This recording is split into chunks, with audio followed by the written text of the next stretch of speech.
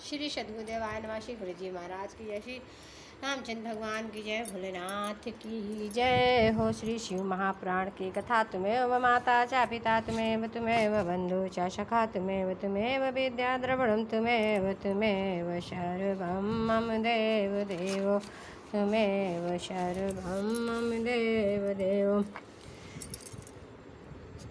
जहाँ शिवलिंग की स्थापना करनी हो उस स्थान के गर्त में नीलम, लाल, वैदूर, श्याम, मरकत, मोती, मूंगा, गोमेद और हीरा इन 9 रत्नों को तथा अन्य महत्वपूर्ण द्रव्यों को वैदिक मंत्रों के साथ छोड़े सज्जोजात आदि 5 वैदिक मंत्रों द्वारा शिवलिंग का 5 स्थानों में क्रमशः पूजन करके अग्नि में हविष्य की अनेक आहुतियाँ दे और परिवार सहित मेरी पूजा करके गुरु स्वरूप आचार्य को धन से तथा भाई बंधुओं को मनचाही वस्तुओं से संतुष्ट करे। याचकों को जड़ ग्रह एवं भूमि संपत्ति का चेतन वैभव प्रदान करे। स्थावर जंगम सभी जीवों को यत्नपूर्वक संतुष्ट करके एक गड्ढे में सुवर्ण तथा 9 प्रकार के रत्न भरकर सज्जोजात वैदिक मंत्रों का उच्चारण करके परम कल्याणकारी महादेव जी का ध्यान करे। तत्पश्चात नाद घोष से युक्त महामंत्र ओमकार का उच्चारण करके उक्त गड्ढे में शिवलिंग की स्थापना करके उसे पीठ से संयुक्त करे। इस प्रकार पीठ युक्त लिंग की स्थापना करके उसे नित्य लेप दीर्घ काल तक टिके रहने वाले मसाले से जोड़कर स्थिर करे। इसी प्रकार वहाँ पर परम सुंदर बेर मूर्ति की भी स्थापना करनी चाहिए। सारा यह है कि भूमि संस्कार आदि की सारी विधि वैसी जैसी लिंग प्रतिष्ठा के लिए कही गई है वैसी ही बेर मूर्ति प्रतिष्ठा के लिए भी समझनी चाहिए। अंतर इतना ही है कि लिंग प्रतिष्ठा के लिए प्रणव मंत्र के उच्चारण का विधान है, परंतु बेर की प्रतिष्ठा पंचाक्षर मंत्र से करनी चाहिए। जहाँ लिंग की प्रतिष्ठा हुई है वहाँ भी वसु उत्सव के लिए बाहर सवारी निकालने आदि के निमित्त बेर मूर्ति को रखना आवश्यक है। बेर को बाहर से भी लिया जा सकता है, उसे गुरुजनों से ग्रहण करे। ब्राह्मण बेर वही लेने योग्य है जो साधु पुरुषों द्वारा पूजित हो। इस प्रकार लिंग में और बेर में भी की हुई महादेव की पूजा शिव पद प्रदान करने वाली स्थावर और जंगम के वेद से लिंग भी 2 प्रकार का कहा गया है। वृक्ष लता आदि को स्थावर लिंग कहते हैं और कृमि कीट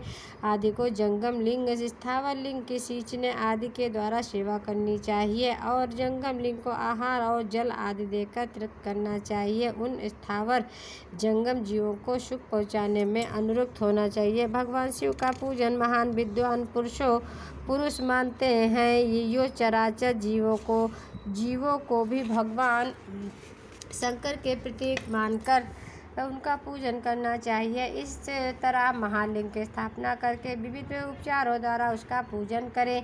अपनी शक्ति के अनुसार नित्य पूजा करनी चाहिए तथा देवालय के पास ध्वजारोपण आदि करना चाहिए। शिवलिंग साक्षात शिव का पद प्रदान करने वाला है अथवा घर लिंग में खोट पोषचारों द्वारा यथोचित रीत से क्रमशः पूजन करे। या पूजन भी शिव पद प्रदान करने वाला है। आवाहन, आसन, अर्घ्य, पदांग, आचमन, अभंग, पूर्व स्नान, वस्त्र एवं यज्ञोपवीत, गंध, पुष्प, धूप, दीप, नैवेद्य, ताम्रबूल, समर्पण, नीराजन, नमस्कार और विसर्जन ये 16 उपचार हैं। अथवा अर्घ्य से लेकर नैवेद्य तक विविध पूजन करे। अभिषेक, नैवेद्य, नमस्कार और तर्पण ये सब यथाशक्ति नित्य करे। इस तरह किया हुआ शिव का पूजन शिव पद की प्राप्ति कराने वाला होता है। अथवा किसी मनुष्य के द्वारा स्थापित शिवलिंग में, ऋषियों द्वारा स्थापित शिवलिंग में, देवताओं द्वारा स्थापित शिवलिंग में, अपने आप प्रकट हुए स्वयंभू में तथा अपने द्वारा नूतन स्थापित हुए शिवलिंग में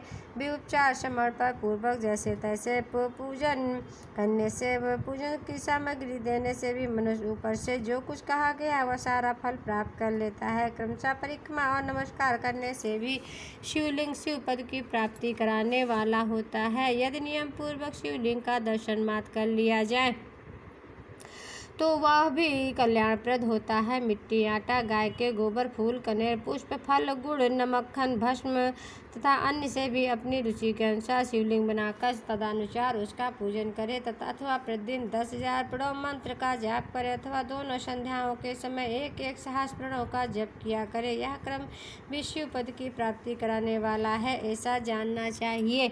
जप काल में मकरांत प्रणव का उच्चारण मन की शुद्धि करने वाला, समाधि में मानसिक जप का विधान है तथा अन्य सब समय भी उपांशु जप भी करना चाहिए। नाद और बिंदु से युक्त ओमकार के उच्चारण को विद्वान पुरुष समान प्रणव कहते हैं। यदि प्रतिदिन आदरपूर्वक 10,000 पंचाक्षर मंत्र का जाप किया जाए अथवा दोनों संध्याओं के समय एक एक सहस्र भी जप किया जाए तो उसे शिवपद की प्राप्ति कराने वाला समझना चाहिए। ब्राह्मणों के लिए आदि में प्रणव से युक्त पंचाक्षर मंत्र अच्छा बताया गया है। कलश से किया हुआ स्नान, मंत्र की दीक्षा, मातृकाओं का न्यास, सत्य के पवित्र अंतःकरण, ब्राह्मण तथा ज्ञानी गुरु, इन सबको उत्तम माना गया है। द्विजों के लिए नमः शिवाय का उच्चारण विधान है। द्विजेतरों के लिए अंत में नमः पद के प्रयोग की विधि है, अर्थात वह नमः शिवाय नमः का मंत्र उच्चारण करे। स्त्रियों के लिए कहीं विधिपूर्वक नामोच्चारण उच्चारण का विधान, अर्थात वह भी नमः शिवाय नमः का जाप करे। कोई ऋषि ब्राह्मण की स्त्रियों के लिए नमः पूर्वक शिवाय के जप की अनुमति देते हैं अथवा वह नमः शिवाय का जप करे। पंचाक्षर मंत्र का 5 करोड़ जप करके मनुष्य भगवान सदाशिव के समान हो जाता है। 1, 2, 3 तथा 4 करोड़ का जप करने से क्रमशः ब्रह्मा, विष्णु, रुद्र तथा महेश्वर का पद प्राप्त हो जाता है। अथवा मंत्र में जितने अक्षर हैं उनका पृथक पृथक 1-1 लाख जप करे अथवा समस्त अक्षरों का एक साथ ही जितने अक्षर हैं उतने लाख जप करे। इस तरह के जप को शिवपद की प्राप्ति कराने वाला समझना चाहिए। यदि 1000 दिनों में प्रतिदिन 1 सहस्त्र जप के क्रम से पंचाक्षर मंत्र का 10 लाख जप पूरा कर लिया जाए तो प्रतिदिन ब्राह्मण भोज कराया जाए तो इस मंत्र से अभीष्ट कार्य की सिद्धि प्राप्त होने लगती है। श्री भोलेनाथ की जय हो।